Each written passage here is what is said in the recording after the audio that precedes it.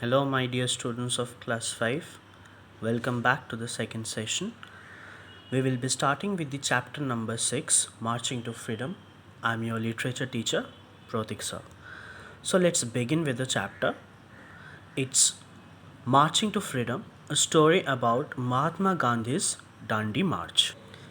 Dandi March, also known as the Salt March, okay, it lasted for 24 days and it started from 12 March 1930 to 6 April 1930.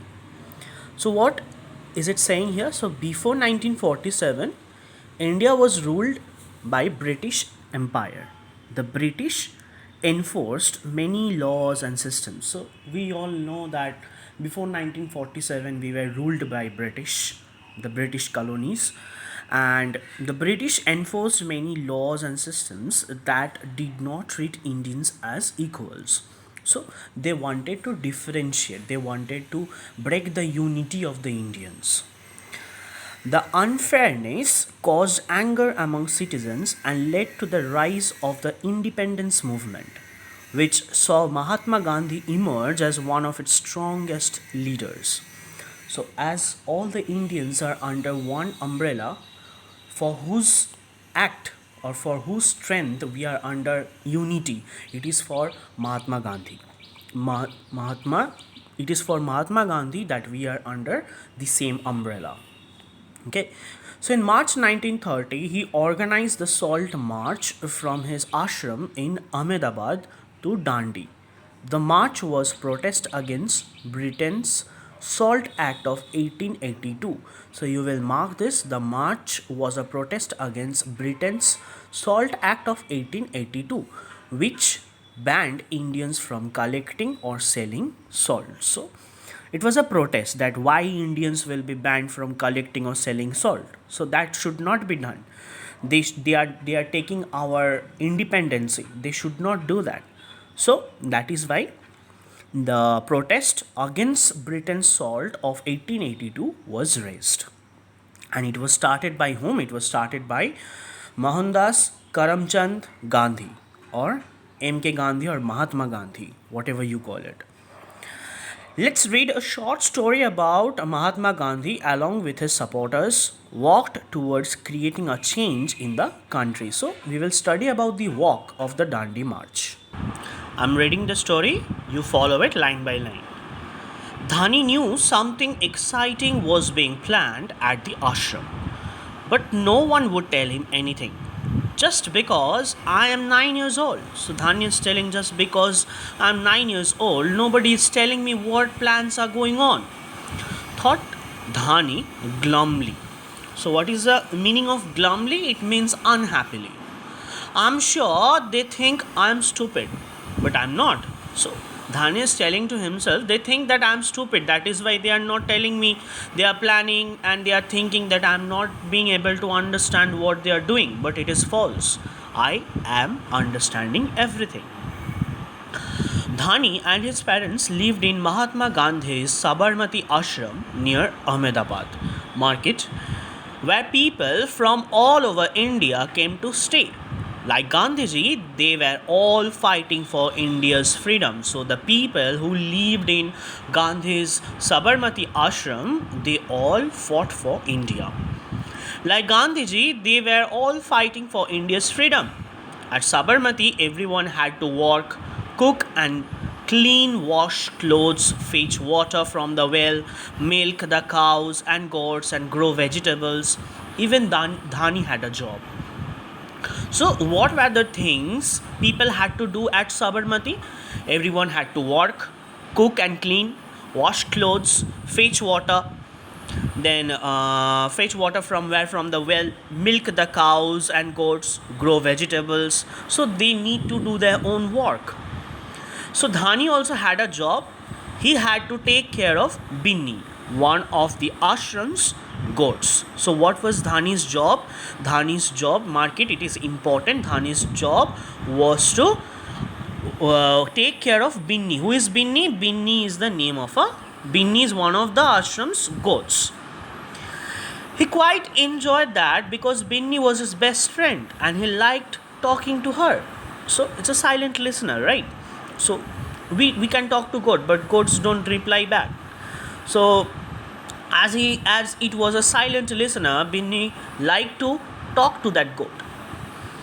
That morning, as Dhani fed Binny with fresh grass and changed the water in her bowl, he said, "Something's up, Binny. They all sit and talk in Gandhiji's room. They are planning something, I know it." So he's quite sure that Gandhiji and all the workers in the Sabarmati ashram is planning something, and Dhani is sure of it. Binny chewed and nodded as if she understood. Dhani felt hungry. He headed towards the kitchen, with Binny skipping along beside him. His mother was fanning the chulha, filling up the room with smoke. So what was Dhani's mother doing? He was filling up the chulha. You know what is chulha? Amma, is Gandhiji going somewhere? He asked. His mother coughed in the smoke and said, "They are going on a march." March? Where are they going? Dhani questioned. So march means a walk. Okay, so where are they going? Somewhere near the sea. Now stop asking questions and go away, Dhani, his mother said impatiently. So mother, getting little irritated, ordered Dhani to go from there and not to ask many questions as she is busy cooking. So somewhere near the sea now. Stop asking questions and go away, Dhani, his mother said impatiently. Dhani wandered off to the vegetable garden. Wandered means loaf about or roam about, where old Bindu was digging up potatoes. So what was Bindu? Binda was digging up potatoes. Binda Chacha, Dhani sat beside him. "Are you going on the march too?" Binda shook his head before he could say anything. Dhani eagerly asked, "Who is marching? Where are they going? What is happening?" So being a child, he is very much curious. He's curious to know about the march. What is march? Who are the people going in the march? Why are they marching? So all these things he want to query about, and he had many questions in his mind. So he sat beside Binda Chacha, okay, who was a farmer maybe or a gardener. He was sowing the potatoes, okay, digging up the potatoes. So he was harvesting the potatoes, and he sat beside him and asked who are the people marching, where are they going, why they are going, but what is happening. So Binda told him about the march. Gandhi and some of the men from the ashram were going to walk through Gujarat to reach the sea at a place called Dandi. They would walk through villages and towns for a whole month. So they are going to walk, okay, where? To Dandi, from Sabarmati ashram to Dandi. Once they reach Dandi, they would make salt. Okay, they would grab the salt and make this salt. Dhani sat up and frowned. Why will they make salt? You can buy it in every shop. So why they are going to make salt? They can buy it in every shop. I know, Binda laughed, but Mahatma Ji has a plan. You know, he always marches to protest against something, right? Of course, I know. He leads the Satyagraha marches to fight the British government to win freedom for India. So what is Satyagraha? Satyagraha is complete freedom. Freedom from whom? Freedom from the Britishers. But why is he protesting about salt? It's silly. So Dandi has a question. Why salt? Means what will happen with the salt? Why is he up for the salt? Why is he protesting against the salt? So he has many questions like this. It's not silly at all, Dhani. Do you know we all have to pay a tax on salt? So what was the protest for? We will not pay tax. We have salt, so why we will pay the tax for the salt? We can easily buy it. So we will not pay tax on salt.